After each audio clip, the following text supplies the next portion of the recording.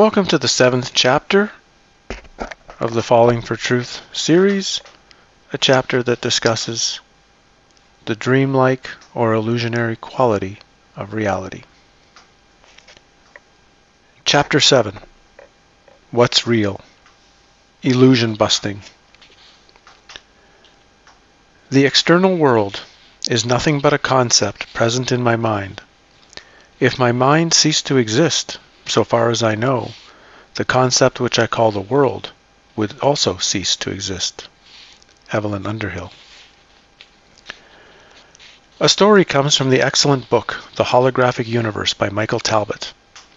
He tells of when, as a child, he saw a man hypnotized and in a show at his parents' house. The hypnotist was able to override the man's conditioning, to make him do the usual, think he was a chicken or on a boat, etc. That hypnotic suggestions can make us believe a totally different world is existing should raise eyebrows. But it was the last suggestion that I hope makes you question the realness of this reality, which was that the man would be unable to recognize his daughter, that she in fact would be invisible. Upon the hypnotist snapping his fingers, the man awoke, and even though his daughter was placed right in front of him, he could not see her. She jumped up and down with no recognition. But here comes the spooky part. The hypnotist held something behind the daughter's back and asked the man what it was. With a little squinting, he could tell it was a watch and read the inscription on it perfectly. He was able to see through his daughter because to him she didn't exist. It was not that his mind just skimmed her over, as we think when we can't find our keys. She was taken out of existence, thus not blocking the watch. So is our mind creating the whole show? What is reality? Is any of it real, or just a computer-manufactured hologram? Dreaming. I awoke this morning from a dream where I was a butterfly. But now I wonder, am I a man who dreamed he was a butterfly, or a butterfly dreaming that it is a man? Zhang Su. I'm sitting in a coffee shop in Canada, talking with an old girlfriend. I haven't seen her for a while, and it's nice to catch up and hear how her life is going. A band plays in the background, which is nice. You don't often have small jazz bands like this playing in coffee houses. We're sharing some fun stories from our time dating together when I drop some change out of my pocket onto the wooden floor. It makes the most unusual sound. Clank, clank. Almost as if the metal coin is hitting a metallic surface. But the floor is a beautifully stained maple. As I bend down to pick up the coin, I hear the laughter of my old girlfriend, enjoying my clumsiness. Thoughts arise. There's no coffee house like this in Ottawa. This woman lives hundreds of miles away in the U.S. What is she doing here? Why does dropping these coins make such an odd sound? With that, I awoke in bed, across the Atlantic Ocean in Europe. I had been dreaming. Normally, I might have begun to explore the symbology of what the coffee house, the change, or the band meant. But this morning, I had only one question. Where did my ex, the coffee shop, and the change come from, and where did they go? While I was in that dream, it all seemed so real, every part of it. And more importantly, I felt very real. Where did the dream me go? I could say it was all my imagination, but then where did the imagination come from that actually did the imagining? What about all the objects in my waking life right now? This pen, this paper. It seems real, just as real the objects from my dream world seemed earlier. How can I ever know which is which? In a dream, when the monster chases me, I run. When the bread is getting baked, I get hungry. Then I wake up and realize that I have been sleeping on a bed and none of what happened was real. Or maybe it was all real, existing in another parallel reality that is continuing on, even if I am no longer conscious in it. Maybe the me in that reality is going on too. To really examine dreaming is to examine the foundation of everything. Dreaming at night is a very interesting occurrence that is usually either under-examined, brushed over, or forgotten each morning, or is over-examined, with continuous dream journals and looking for the symbolic meaning of every object in the dream. But something very special is going on. Our body has taken leave of this reality to rest. However, consciousness is continuing to project movie images inside of our head, which we insert ourselves, usually in the same body, to play the main character of the nighttime movies. Dreams tend to have common layouts. Experiencing a normal dream usually involves unresolved information from the day, which is coming up to be cleared out of the subconscious. Nightmares are dreams designed to get our attention. Sometimes we wake and we instantly feel that the dream we just had was more than a dream, and that it contained a depth and level that cannot be explained. In these dreams are prophetic details concerning the future or visits to worlds that seem more rich and deep than our own, yet feel equally real. One interesting deviation is when we encounter what is known as being lucid in our dreams. We know we are dreaming, but do not wake up. Perhaps the most powerful lucid dream is one we have where we see our regular body asleep in our bed. We are seeing there is an us that can see, but the seeing is not the body we are used to call us. It is a shock to the normal idea of I am my body when we can actually see it from outside ourselves. Who or what are we then if we cannot be pinpointed to our body? In my teenage years, I had the experience of seeing my physical body while not in my physical body. However, it was not until 2004 that a similar, yet completely different experience occurred in the King's Chamber of the Great Pyramid in Giza.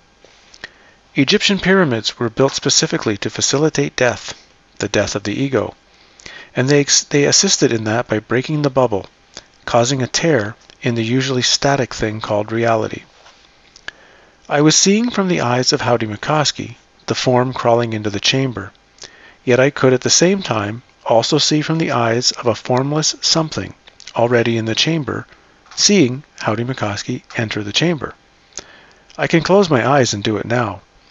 I associate this formless witnessing as I or myself, something that I can call a mind of perception was already in the chamber and watching me enter, yet I was also that perception. It was not like I was still in a body, astral, dreaming, or whatever. It was also not a feeling of oneness, a connection to everything, or overwhelming love.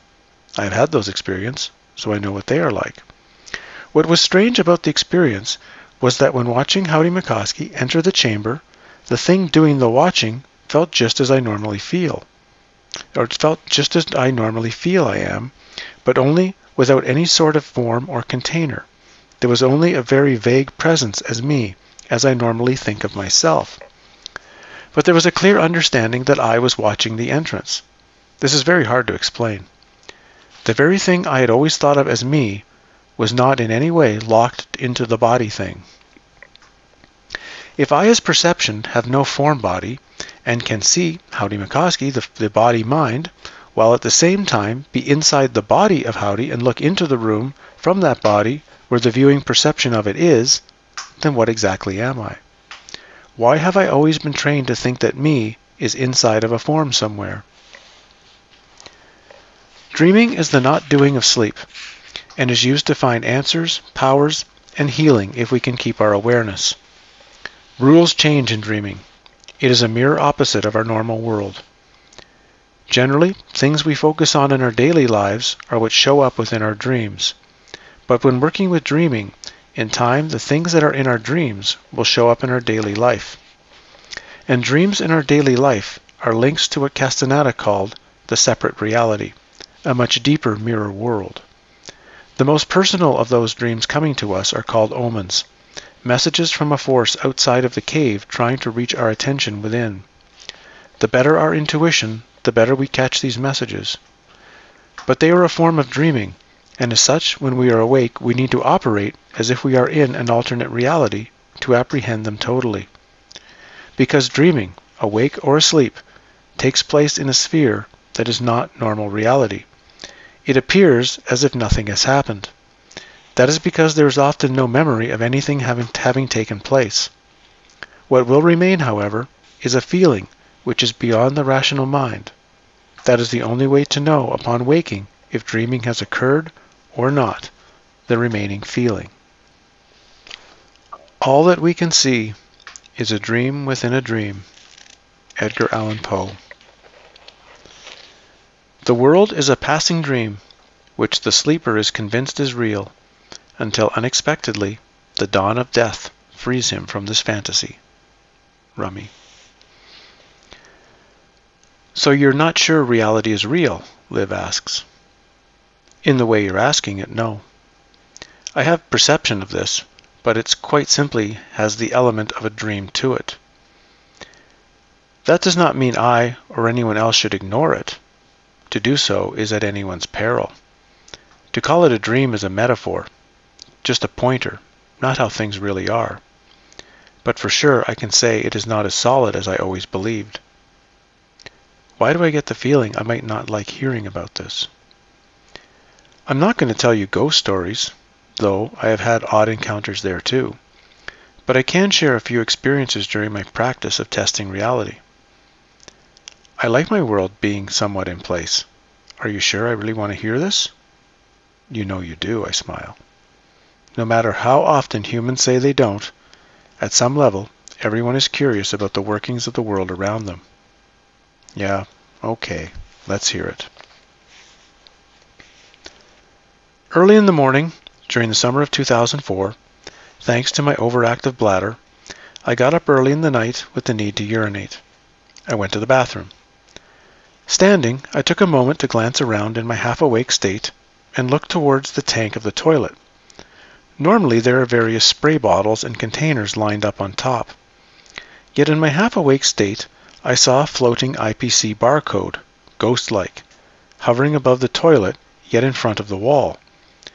It was definitely separate from the wall, not in some way a label that was stuck to it. I wondered, what the hell is that? An IPC code just does not exist independently and float. It's a part of something, usually some sort of label. At that exact moment, a bottle of cleaner appeared, and the code was no longer floating, because it was instead a part of the bottle's label. It was as if the bottle had just manifested to give the barcode a rational existence. I then wondered, as my peeing had long since lost my interest, if in my half-awake state my mind was not fully running yet. Perhaps it was creating, in standard reality, only what was absolutely required, the floor to walk on, the light switch, and toilet, but did not have enough energy yet to create the everything, just what was needed and some pieces. We rarely check our perception in such moments, yet something caused me to check that time, and that is when I saw the floating IPC code. That check showed gaps in the reality in which I was perceiving. In other words, checking seemed to force the mind to instantly turn on because the floating code did not register. It assembled the standard reality as I expected, so that the whole question of where objects come from could be ignored. In 1999, a movie came out that changed the terminology that spiritual seekers now use to refer to reality. That film was The Matrix. Along similar lines, I also suggest viewing the following movies: Pleasantville, They Live, Donnie Darko, The Truman Show, Groundhog Day, Vanilla Sky, Inception, Monsters, Inc., Waking Life, Castaway, The 13th Floor, and a few others. These films offer glimpses behind the screen of life and get us to ask, what is really going on here? Many teachers claim that life is but a dream, but they don't explain why the dream manifests in the first place, or if any of it actually matters. Reality may only be a giant narcissistic illusion. All after death and other dimensions may also be totally fictional projections. When Rose was asked about helping the world, saving the planet, and helping humanity evolve, he coolly replied, "There is no world. There are no people. Nobody's here. Nobody's doing anything. We are but fragmentary characters in a nightmare, dancing to make-believe. You have to realize that. The mind has the ability to create, better than accurately witness. With the ability to create comes the ability to delude oneself." Who is observing these possible fictional realities and why? A step up the ladder of knowledge is to realize once and for all that perception is reality. So really, one cannot test reality directly. Instead, one must test their own perception and see if altering it will cause any alteration within reality itself. For me, the best way to test them both was by walking. I have done a lot of walking in my life. Yes, there is the standard walking to the store and back kind of walking, but I did spiritual testing as well. I would practice walking quietly in the forest, making no sound, then bring a friend out to see if he could hear where I was. I would walk at night to learn how to walk without using my eyes, but activating other senses instead, to avoid holes and tree stumps. Sometimes with a friend I might try to walk in perfect unison behind them, or perhaps beside them. But the greatest walking I've ever done was by myself and seemed as simple as how one would walk back and forth to the stove. Those walks were more than just simple walking. They served a purpose of testing my internal dialogue. It did not take long from the study to see that subconsciously, before I noticed external things such as table, the word table had appeared in my mind a microsecond before. It is hard to explain, but somehow the outward table and the word table in my mind were somehow linked. The table did not exist independently beyond what was happening in my mind. Thus came the question, what would happen to the world if the words inside my head were shut off? Any meditation that puts you to sleep or makes you feel nice and happy is garbage. We will all have plenty of time to sleep and relax in the cemetery. Richard Rose, Lecture. Modern meditation is generally trying to force the mind to be quiet. Glimpses of quiet show up enough times to fool the seeker into thinking they're making progress. Unfortunately, making your mind quiet will not get you closer to what you are than eating a cheese sandwich. Something in the external world, from stepping on a sharp twig to a phone call from our disliked sister, will plunge the mind out of the happy quiet and back into the world of emotions. Meditation equals medication. Perhaps I should take a moment to clarify that word, meditation. The problem is that today in our modern spiritual marketplace, this word has become the catch-all phrase to being happy, and usually is presented as sitting quietly with your eyes closed, perhaps repeating a phrase over and over, or just imagining a happy place that you hide in whenever some trouble occurs in one's world. One of the odd challenges years ago was that people, particularly in Asia, studied the enlightened guy. They noticed that the enlightened guy just sat around a lot, very quiet and still, so they figured, if I want to be enlightened, I should sit around quiet too. And it made them feel a bit better, so they all figured it works. And anything that can make someone feel better can be sold. And hence, here we are. But the enlightened guy did not get enlightened by being quiet, but by intense inner observation and questioning. Each would have their own unique way, but the foundation is the same.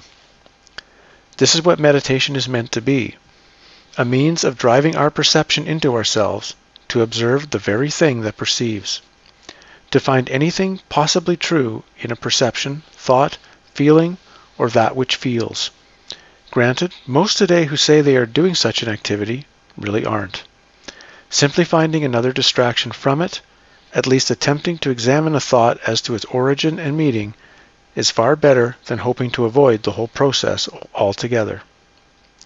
Sitting quietly with your eyes closed will never create a still mind. Any activity with your eyes closed is a form of dreaming, a signal that you want your consciousness to shift realities. Most meditators close their eyes and fight to stop their thoughts, when in fact, if they simply drifted with them, they would open into a whole new dreaming world. If your eyes closed meditation is not taking you to dreaming, then you aren't practicing dreaming, but some form of autosuggestion, self-hypnosis, or simply engaged in a struggle of fighting yourself. However, there is another form of practice that seems like it is about a quiet mind, but is actually quite different. It's called stopping the internal dialogue. You are like you are, and the world is the way it is because you tell yourself that you are like that all the time. Internal dialogue's job is to protect our description of the world. When the dialogue stops, the very nature of static reality stops. Thus, stopping the internal dialogue leads to what is called stopping the world. This stopping is not just shutting off of words, but the entire thought process. Upon doing so, one is light and airy, much like when someone experiences an altered state of reality where they feel as if they are floating. There is a way to stop internal dialogue for certain periods of time. Done properly, it will more likely freak you out than make you happy. That is because the non-solid reality of the world will be directly experienced. The world can break down as your mind breaks down due to the lack of internal dialogue that sustains them both. Wait until a tree turns into a medieval castle, or your walls or your wife disappear before you start telling anybody you know what reality as an illusion truly means. Stopping internal dialogue is not really a practice, but it occurs as an offshoot of an activity that seems designed to do something else. In a sense, we trick the mind so that it will do one thing in depth.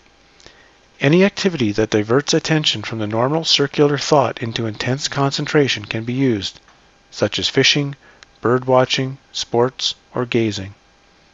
Stopping internal dialogue is what cones are for.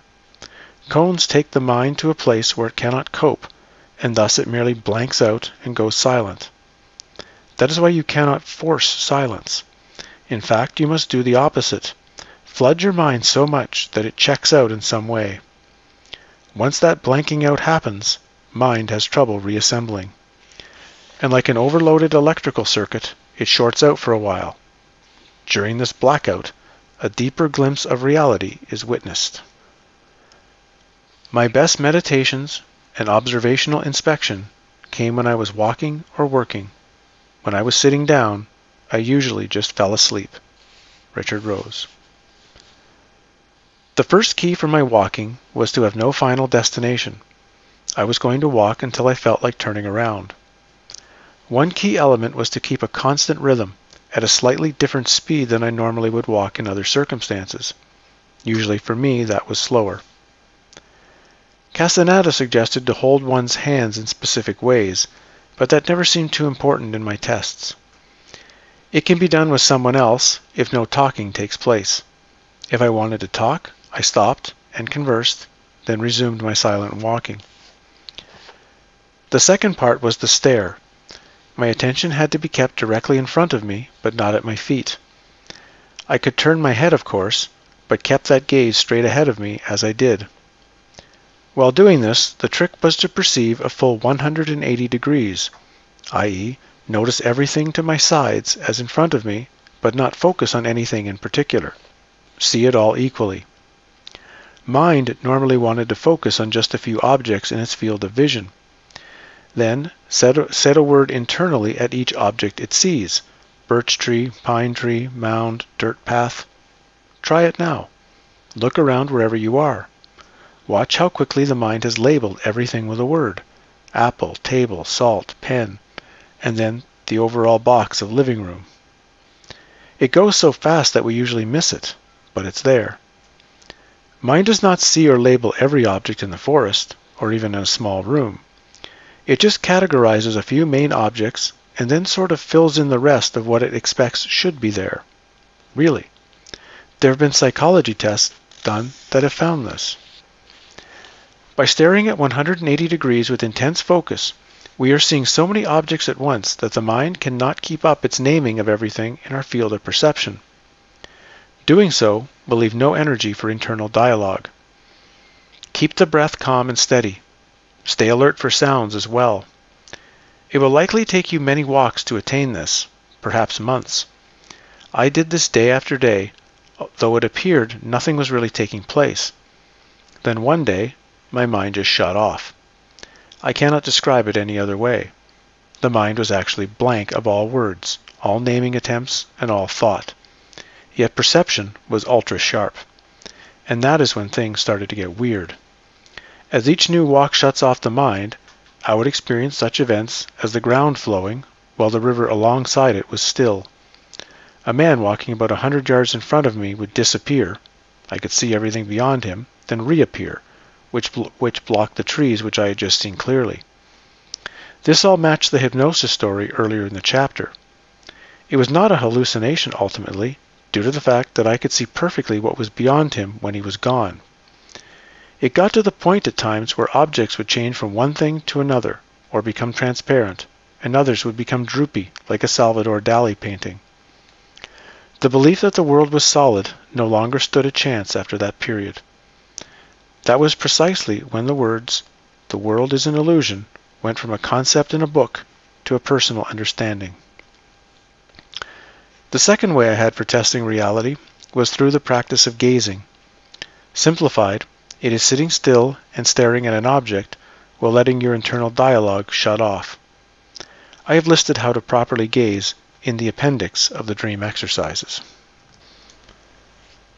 Hologram, computer, or reality. We accept the reality of the world with which we are presented. If his was more than just a vague ambition, if he was absolutely determined to find out the truth of his world, there is no way we could prevent him. Christoph from The Truman Show. I am in my bedroom. It is late at night.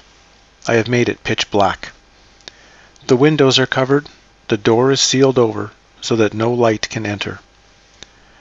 Some may think I am getting ready to perform a night healing ceremony in what the Lakota medicine men call the black light. Actually, I have been given a holographic kit from my friend, and I am attempting to make my first image, that of a toy car, and I need a no-light space for it. A hologram is created when a beam of concentrated laser light is split into two. One split beam is bounced off an object, such as the toy car, and onto a photographic plate. The second split beam is bounced from another direction, also onto the photographic plate, and thus collides with the first. What is captured on the plate is a wave interference pattern that looks similar to a fingerprint, or ripple after a stone is dropped into a pool of water. But once another single beam of laser light is shone on that plate, an image of the original object appears. That object will in fact be three-dimensional. It can be walked around, beside, above, and below. It fools the eye. The image will only be perceived as not there by placing our hand through it. I follow the instructions, turn on the laser light at the toy car, so it will then be bounced to the photographic plate behind. I turn off the laser, remove the plate to check the results. The plate looks as it is supposed to look, full of concentric ripples. When I turn another laser on the plate, the waves disappear, and an image of the original object, the car, appears. Well, not totally. The car is a bit fuzzy. I must have not set things up exactly correct. But this is my first hologram.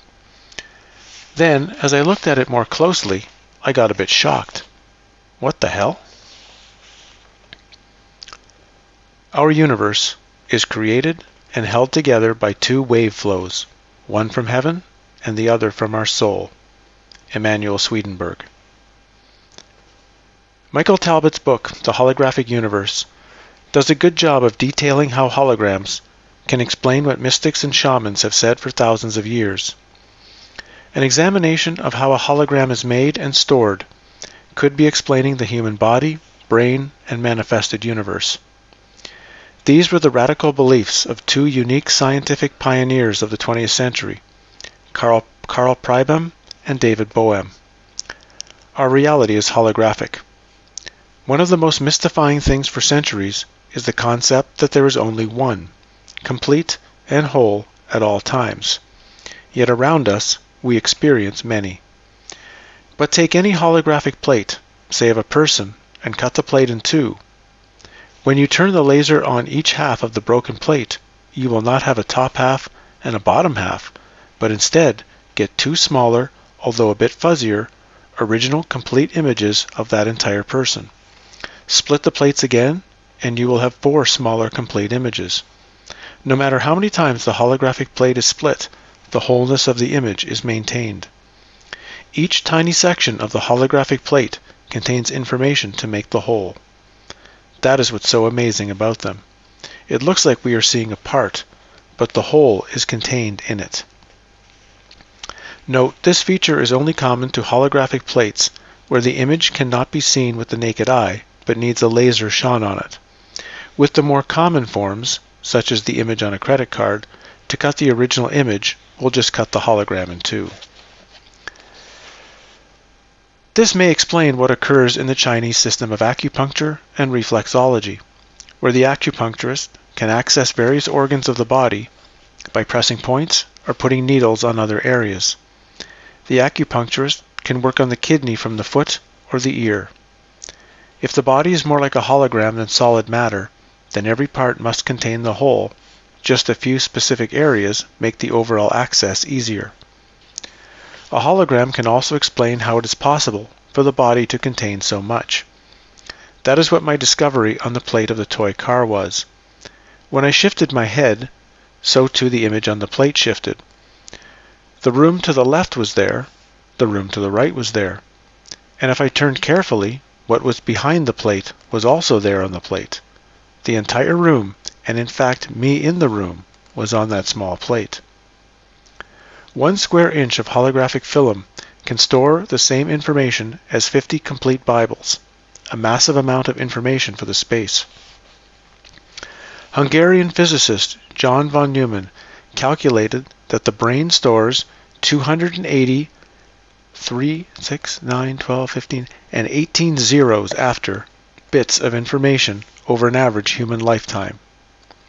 Scientists have no idea what mechanism the brain could use to store what would be the same as several supercomputers unless it contains holographic properties. How can we supposedly have 1 billion miles of DNA in the body unless we are more holographic than we have been led to believe? Many images can be stored on a single holographic plate, and the angle of the laser will determine what image comes up. Those with multiple personality disorder shift between one personality and another, and when they do, their entire physical form, eye color, distinguishing marks, illnesses or ailments, can change instantly with the personality change. A hologram becomes one of the best tools to explain what is likely going on, that an internal belief change about who they think they are has caused a shift of the brain's laser of manifestation, what the person looks like, from one image on the plate to another. Is our body really what we think it is? The placebo effect occurs when an ill patient is given a sugar pill, but told it is regular medicine and has a dramatic healing result. That the sugar pill winds up healing may also be presenting a holographic explanation to reality. The brain, it seems, does not require a real object, just an idea. If under hypnosis you have the patient believe a glass of water is a glass of alcohol, they will soon show physical signs of being drunk. Not just acting, but the actual body sensation occurs. Diluted pupils, flushed face. Reality of the body is whatever the brain believes. What medicine is given to a patient may be less important than how the brain thinks the medicine will work. Perhaps certain herbs are downloaded into our body computer program to have certain effects when taking them, and the brain just follows the pattern. Aspirin takes the headache away, as the pain just follows the willow bark in aspirin should remove the headache program. But that can be overridden. If the brain is reprogrammed to believe that aspirin does something else, the something else will result. This is truly amazing.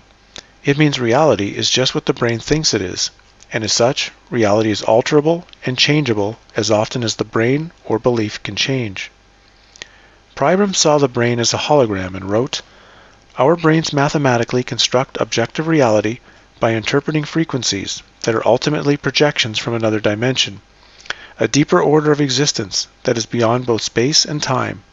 The brain is a hologram enfolded in a holographic universe." In altered states of consciousness, where one is perceiving a different reality, what may be happening is that one is moving to other areas of the hologram. Just as numerous objects can appear on the same holographic plate, coming into view when the angle of the laser is shifted, when consciousness shifts, You could say it has moved its laser to a new angle to view something different in potential reality. I suggest reading The Holographic Universe for lots of bizarre stories of altered and shifted realities and how they can be explained with the holographic model. Now I no longer need the lasers and plates to make a hologram. A much easier way has been found, a small set given to me by a friend in Oslo. This is 2 small mirrors, one concave and one convex. The convex mirror has a hole in the center. In the middle of the concave mirror, with the no hole, you place any object, such as the small toy frog that was given with the kit, or a small stone. When the convex mirror is placed over top of the object on the concave mirror, it produces a double reflection through the opening, and the image will appear to be positioned on top. It seems entirely real until one swipes their finger through the image. It is so real that I photographed the image of the frog or the rock. Even the camera agrees that it's there. I'm explaining this because the device itself looks so much like the human eye that it got me thinking. Is this what our eye is doing? A concave mirror with a center, which we call a pupil, and perhaps another layered mirror under. The image we see is really what is being projected from our brain through the pupil, which is then double projected out as a real object. An amazing thing of the double mirror is that the object at the bottom will appear reversed in its reflected hologram. This too is how science says our eye operates, saying that we see upside down. Recall that the word imagination is made up of the word image, thus perhaps referring to the fact that all images are just projections from our imagination. Quantum physics has taken the world of the hologram into the universe, based on the theories introduced by David Bohm. One thing they found is that if you keep breaking matter into smaller and smaller parts, eventually it no longer possesses traits of objects. It has no locality. Another finding is that particles are actually non-local. They can be in 2 places or multiple places at once. No particle can really be localized to only be here, but might be thought of as everywhere, just being perceived here right now. They just cannot find anything that they can call a physical object at that level. There's nothing there. More bizarre is that any small object of matter, such as a particle, is always in a wave form, like a radio signal, until we are looking at it, when it becomes the object we see. This strange interaction between observer and observed literally means that what is behind me in the room right now does not exist as a physical form, only as a wave, until I turn around and the table and chairs are essentially manifested. This is not speculation, but quantum science. Is reality objects, or something that gets created when I intend to be an observer of it? Is it all just a frog-like projection? For Karl Pribram, this subject made him realize that the objective world does not exist, at least in the way we are accustomed to believing. What is out there is a vast ocean of waves and frequencies, and reality looks concrete to us only because our brains are able to take this holographic blur and convert it into sticks and stones and other familiar objects that make up our world. How is the brain, which itself is composed of frequencies of matter, able to take something as insubstantial as a blur of frequencies and make it solid to the touch? According to Pribram, this does not mean there are not china cups and grains of beach sand out there. It simply means that the china cup has 2 different aspects to its reality. When it is filtered through the lens of our brain, it manifests as a cup. But if we could get rid of our lenses, we'd experience it as an interference pattern. Which one is real and which one is illusion? Both are real to me, says Pribram, or if you want to say, neither of them are real. The metaphor of the computer also gives a glimpse to exploring the dream world. What is viewed on any computer screen is not the underlying source. Track back and you will find in the mainframe a series of numbers, zeros and ones. How those zeros and ones are put together will cause a particular letter, number, game character, or spreadsheet to appear on the computer screen. You, the user, are noticing only the end product, which of course is just a shadow of the ones and zeros that are causing it to occur. If I want to type the letter Y on the screen, I do not need to know the 01 code to make that appear. I push the Y key, and the computer does the rest automatically. Our world is also an interconnecting series of two numbers, yin and yang, good and bad, up and down, that interplay in various ways to make a dog or a rock. The dog may have the number 011010101011, while the rock is 10100001011. Everything originates from a central source and spirals out in a grid web, the golden spiral, creating a spider web connecting each manifested object with each other and the source. Due to the spiraling nature of reality, it is good to make spirals and labyrinths often, as it connects to your DNA and beyond. There appears to be a lot happening here, but really there is only yin and yang interacting with each other. Our computer, the brain, interprets these numbers, fibers of light, through the senses and nervous system, which translate the code and creates the inner world we believe we are experiencing externally.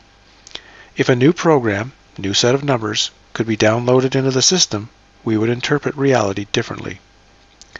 The ancients saw that reality was a numerical code, and the better they knew the code, mathematics and geometry, the better they could unravel the universe and predict what was coming.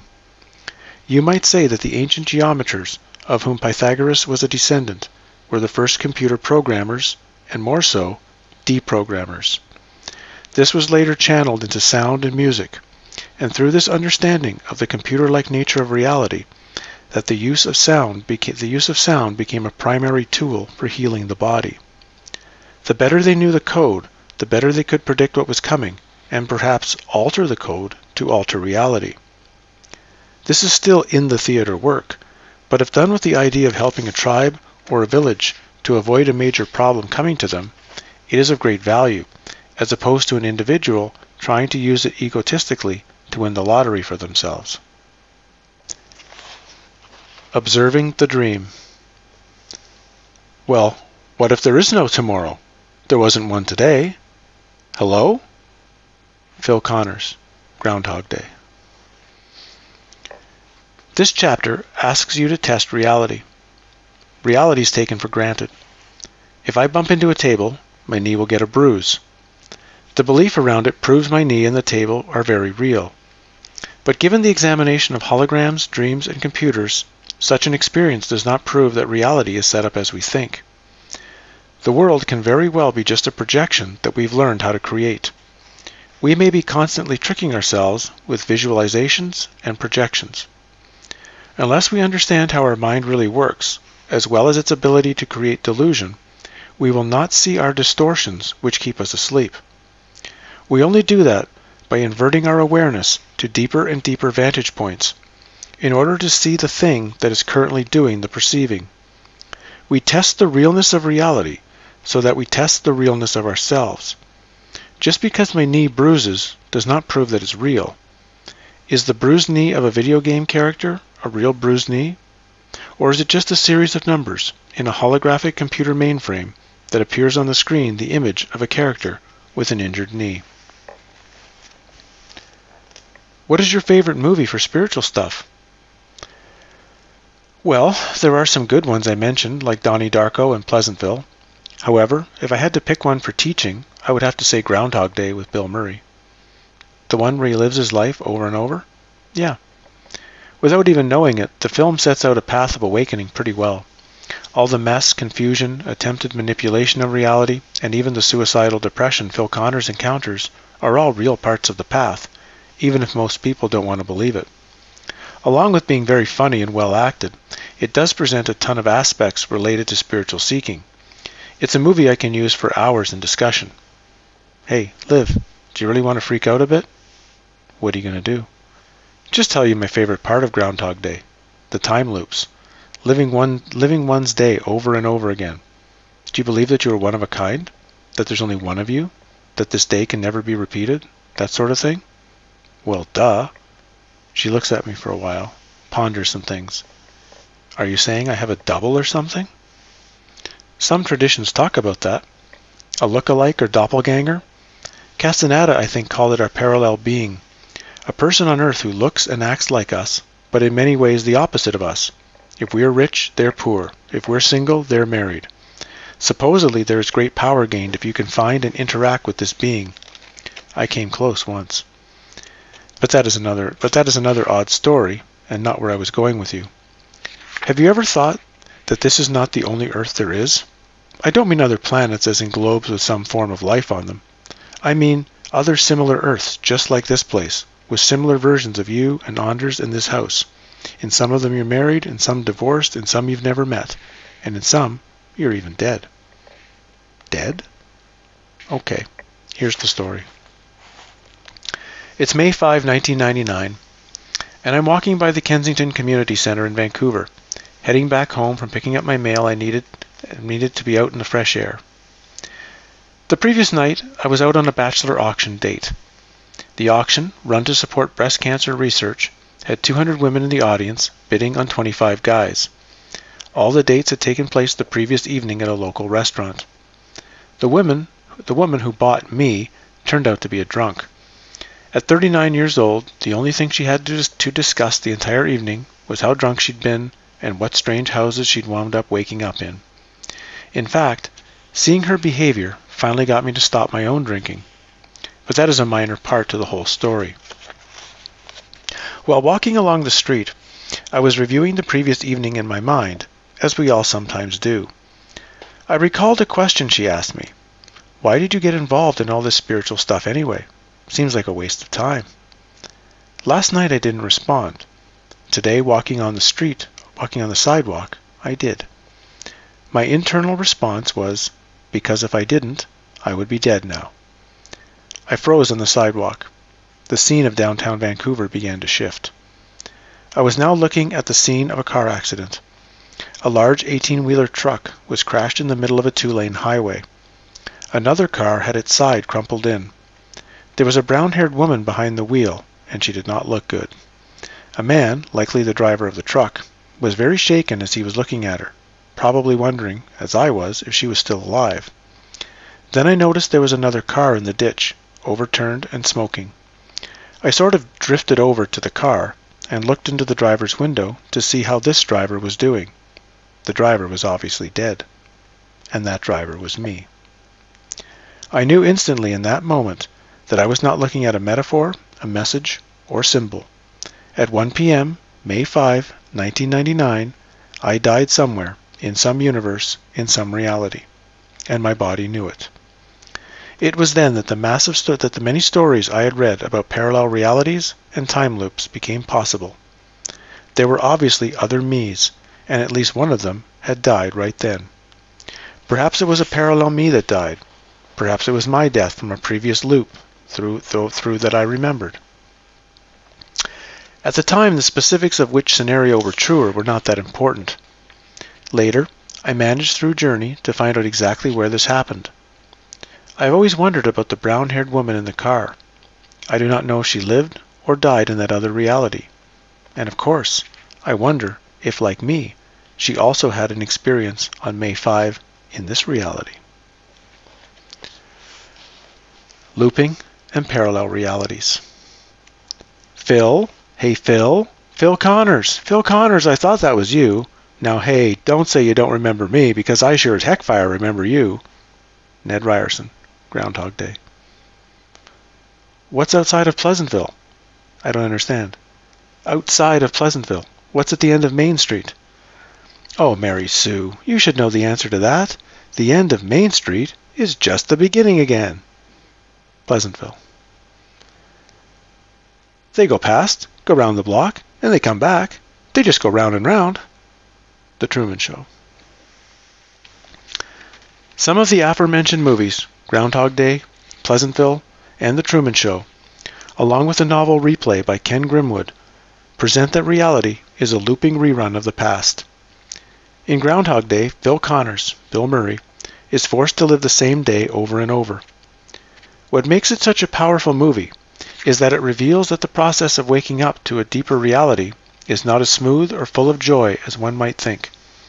Connors goes from confused to very confused, to incredibly detached when he realizes nothing can happen to him, to narcissistic and manipulative, to suicidal, until finally to a deeper acceptance of living beyond his egoic wants. But it is the loop aspect of the movie that I wish to explore here. The movie Pleasantville carries the idea of a recurring loop, as the black and white episodes keep repeating over and over again. David showed up and at first tried to keep the story as accurate as he could to keep the loop running. However, it was his sister Jennifer who first began to interact in a different way than the standard script. When the teenagers questioned why strange things were happening, something moved David to break from the loop and be honest and answer. For the rest of the people not wanting a glimpse of something new, their only response was to try and stop what was happening. Looping or recurring time would mean that the time we experience moves along a scripted path until it reaches the end point, which of course is the beginning again. From the past, the present comes. From the present, future goes. The Stobias. Some suggest this cannot be true, as a recurring loop of time would be quite boring. It seems for each person that there is an underlying set of conditions and circumstances that seem rather unchanging. Those basic characteristics stay, but there can be some variation on theme. A computer simulation has time begin when the game begins. The character does stuff, and then they die, or the game ends. Push new game, and the character starts afresh right back at the beginning of time with the same original options available. In any computer game, there are many variations of things that can happen, but there are also finite choices. If your game is not programmed for your character to fly or have dinner in Moscow, then those things cannot happen. If it is not in the game, it is not an option, but they could go through the blue door millions of times. That is what I call a variable finite loop. Yet, a loop can have many variables, as a Mobius strip helps us to explain. It is a geometric model where you take a two-sided strip of paper, and rather than join the ends to make a symbol loop, you twist it once before joining. What gets created is the original two-sided, two-edged strip of paper becomes one-sided and one-edged. Two differing sides get looped into one whole. That multiple strips of paper could be twisted means that there could be endless varieties existing within one single giant loop. Take the Mobius further in mathematics with cubes and planes, and some believe that this is the geometric explanation for the interplay of space-time in the creation and maintaining of our reality. DNA itself is a form of spiral or loop, and actually looks more like a Mobius, which may explain how it holds so much information, for it is turning two sides into one. Like a DVD on my shelf, the history of the world is there, happening again and again each time it is put in the DVD player. World War II is still happening. Or, as Carl Renz once told me at lunch, this cup of tea I am having, I am drinking for eternity. This continual nature of time is the reason that the past or the future can be accessible from any moment, for the DVD is there and complete. How could we know if we are in a loop? Because the whole underlying principle of a time loop is that people keep going through their scripted actions without ever knowing that they're scripted. One could say, well, I never eat oranges, so I can choose to eat this orange and that will prove I'm not a scripted robot. But of course that is illogical thinking. For in a time loop, you would constantly be choosing to eat the orange over and over each time to prove to someone that you're not in a time loop. Even if one realizes they are a part of a giant loop, does it make any difference? Can they expect things to be different due to that knowing? In Groundhog Day, the only time the rest of the town altered their behavior was due to different actions from Phil Connors, the only one aware of the loop. Nothing he could do ever awakened the other people in the town to have the same realization. When the next day began, each person's day script returned to the start, and their unknowing loop began again. In a bizarre coincidence, just as I was writing this chapter, I received an email from a friend in Holland who had read an article that I had wrote where I mentioned time loops briefly. He said that it gave him a sinking feeling, as he remembered a part of an Ouspensky book that he read which claimed we live in a world that repeats itself. Just at that moment, some odd event happened at the radio station that he was listening to, and they wound up playing the same song over and over again for 30 minutes. How much of a confirmation did he need? Another similar aspect is the concept of parallel universes. This is the idea that the manifested consciousness wants experiences from the dream and thus needs all possible experiences. With only one life, a form would not be close to gaining maximum possible experiences as that individual form. There needs to not just be me, but billions of me's in billions of similar but not the same Earth worlds. Whenever a decision point comes, turn left or right, drink this coffee or not, reality splits. There's one reality where I brushed my teeth this morning, and another reality where I didn't, while in others, Napoleon won the Battle of Waterloo. However, since conscious perception can only focus on one thing at once, you've come to believe that there is only this here and now.